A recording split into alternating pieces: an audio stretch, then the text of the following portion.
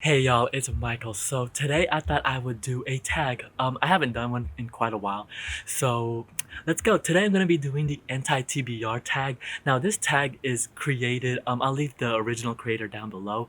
But this tag is about books that basically you won't read. Decided to do this tag all like just randomly, and then I was like, wait, this tag really isn't for me exactly, because I am one of those readers that I'm willing to try anything, and I might be going into it with some apprehension, but you know what?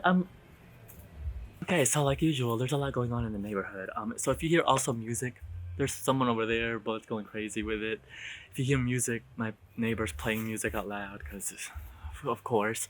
The first question is a popular book everyone loved, you have no interest in reading. This one I was like, oh god, this is hard. I don't know. I don't know. Maybe because I'm so exposed to like so many books that a lot of them I'm like, okay, I might like that. But there's one book that been seeing around recently, in Bookstagram, BookTube, Book Twitter, like everywhere. And that's the Invisible Life of Addie LaRue by V.E. Schwab. And I'm saying that I'm hesitant to read. Like I've no interest in it. Just because I read her. What's the one with the London Shadows? I'll put it here. Why can't I think of the name? Oh my god. Yeah, well she wrote that. So yeah, there's that. All right, number 2. A classic book or author you don't have an interest in reading. I enjoy classics, so this one was like a little bit of like I didn't know the answer to it. Hey, what's up? What's up? What's up? I don't think we have any more. Actually, can I borrow that? Sure.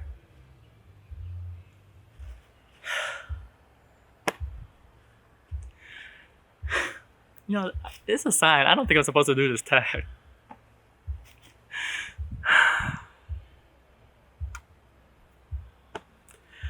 Okay. Anyways, number 2. I picked Little Women by Louisa May Alcott. I have no interest of reading this. Like no. I love the movie though. Like the newest movie. Oh my god, incredible movie. Just an incredible movie.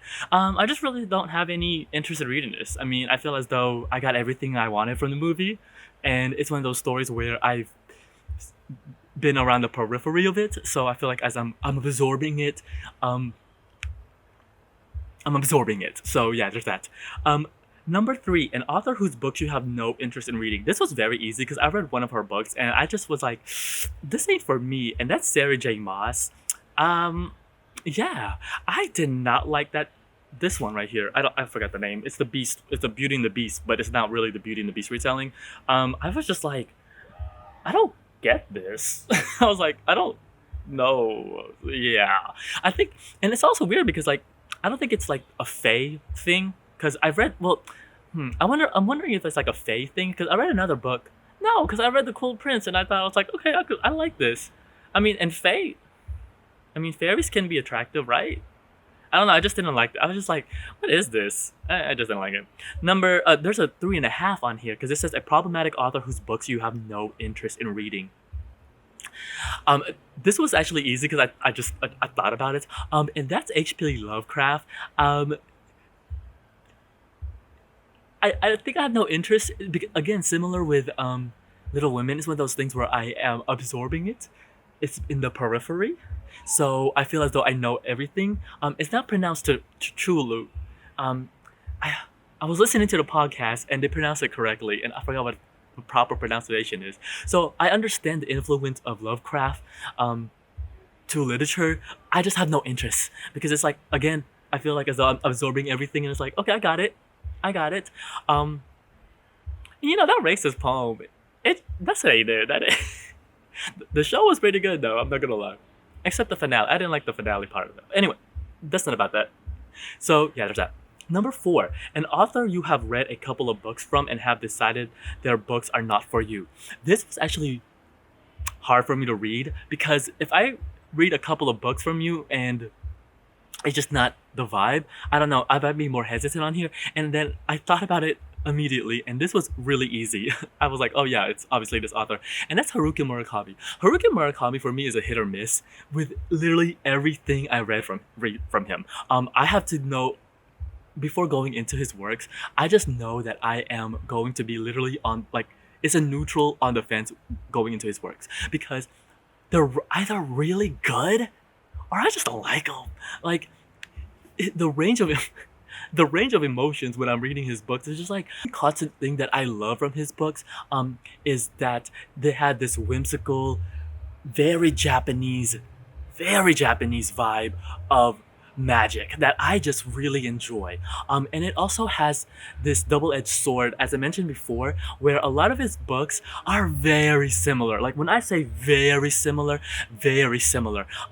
And this is, I don't know if this is like a Japanese thing because a lot of Japanese, like even directors and animes that I follow their works, it's very similar. Not only like thematic wise, but like the presentation of it. A perfect example of this is Shinkai, who is the director of his most famous works, is Your Name. That movie was huge. And I think that is his like magnum opus in his anime like his anime works, because when you look at his other works like Weathering with You, 10 centimeters, and then that other one, they're very similar. And when I say very similar, not only like aesthetic wise, not thematic wise, but like storytelling wise and like the beats that they follow, they're very similar. And so I'm wondering if like this is a Japanese thing that I am not aware of.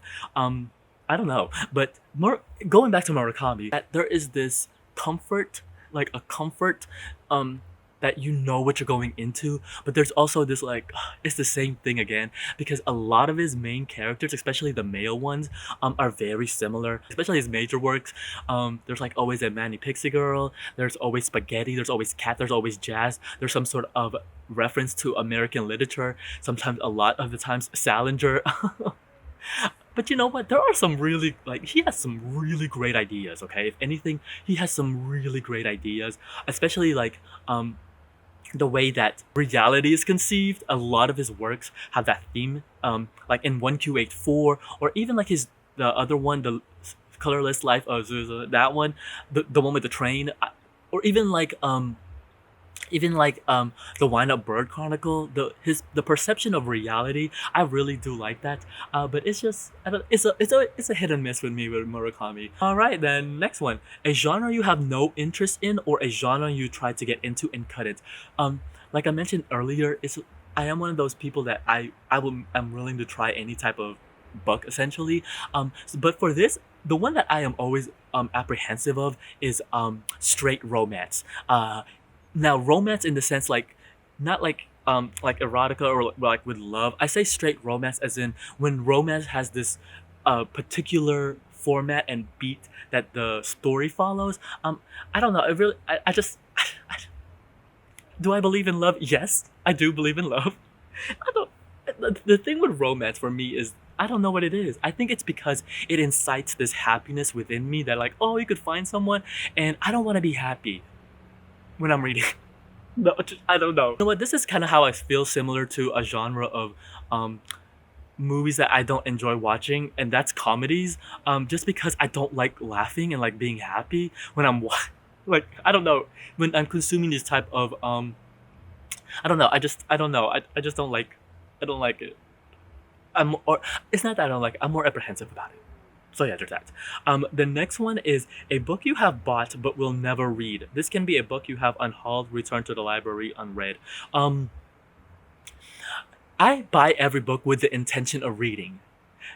Now that intention varies, and it does wane a bit, because it's like I want to read it now, but then I have other books, so I put it off, and I just keep putting it off, and at the end I just never get around to it. So I have intention of reading it, I just never actually get to it. And for the life of me, I cannot think of a book of this because my last unhaul was like last year, and usually I do it around this time of year. I donate to the library, but message the librarians, and I was like, they're like, oh no, we're not taking donations right now. So I have to find a way to donate it somewhere else or somehow else, or I just might hoard into it and then like donate a huge bunch. So yeah, there's that. Number 7, a series you have no interest in reading or a series you started and have DNF. This one thought of like right away because I read it recently, and that's The Diviners by LaRue. I actually like LaRue as a author. I think she has some really great ideas. One of my favorite novels from her is Beauty Queens. I thought that conception of, especially how she takes that concept of like beauty and pageant and like how women not only deal with that, but then also this Lord of the Flies like mishmash. I was like, oh my god, this book is so good. I really liked it. This I did not enjoy as much. And I think that's because of the way that the setting is perceived. Because this is supposed to be like jazz age, but the whole time I was reading it, I was like, I'm not feeling it. I just wasn't feeling the vibe. I wasn't feeling the energy. Going to like a theme party, and then like as soon as you enter and get to like mellow it, I was like, I'm just not feeling it. Yeah, I didn't like it. It had some interesting concepts in that novel actually, but I feel as though it wasn't really dug deep into it. And I know it's a trilogy, but that book was huge, and I was like, I don't know. Yeah, I just wasn't vibing with it, and I don't plan to read on. Maybe one day, but not anytime soon. All right, and the last question is a new release you have no interest in reading. This one was actually pretty easy because this new release was like huge this year, and it made waves. And that's American Dirt.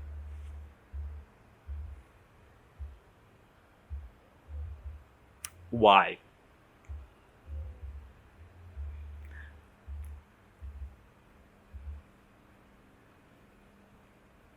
I mean, I have read books by like problematic authors, like really problematic authors. I mean, like Dr. Seuss. Um, I don't know. I have no. I don't know. I just have no. This is the question. I was like, oh, I have no interest of this at all. So yeah, there's that. So yeah, those are all the questions. The struggle to film this. Yeah, if you did this tag, let me know. I would love to see your video. I've been watching a lot of these. The thing though is, I'm filming this right after I finish my overnights. So if you saw that vlog, then you know how much of a struggle it is. So yes, happy Vlogmas. Until then, I'll see you guys tomorrow. Bye.